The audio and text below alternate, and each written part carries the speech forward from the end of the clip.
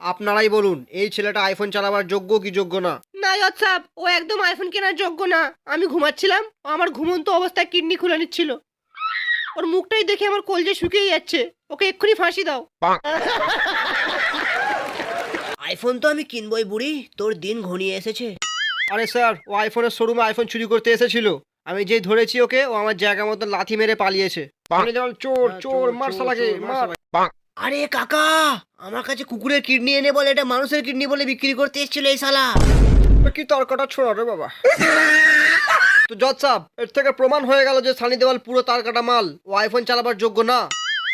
আমি কোর্টের কাছে অনুরোধ করব যেন ওর কাছ থেকে আইফোন চালাবার লাইসেন্স কেড়ে নেওয়া হোক, আর ওর হাতে একটা নোকিয়া 3310-এর বোতাম ওরা ফোন ধরিয়ে দেওয়া হোক। সব গাঁজাখড়ি লজিক শোনার পর কোর্ট এই সিদ্ধান্তে এসছে যে সানি দেওয়ালের কাছ থেকে চিরজীবনের মতো আইফোন চালাবার লাইসেন্স কেড়ে নেওয়া হবে। মজা পেয়েছো? আর কোর্ট সানি দেওয়ালকে নির্দেশ দিচ্ছে সে যেন তার কাছে অ্যাপেলের কোনো প্রোডাক্ট না রাখে। যদি তার কাছ থেকে অ্যাপেলের কোনো প্রোডাক্ট না, তোরা সবাই মিলে আমাকে ফাঁসাচ্ছিস। ওই ওই বুড়ো, তুই আমি আইফোন কিনতে দিবিনি বুড়ো। আজ তোকে ছামড়া বুড়ো, আজ তোর কিডনি বেচে আমি আইফোন কিনবো বুড়ো। তোকে এখানেই মেরে দেবো, দেখি কি আমাকে আটকায়। ওই বুড়ো, তুই জানিস আমরা কতদিনের শখ আইফোন কেনার? ওই বুড়ো,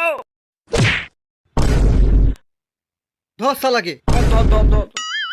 আমার রাস্তায় আসবি না।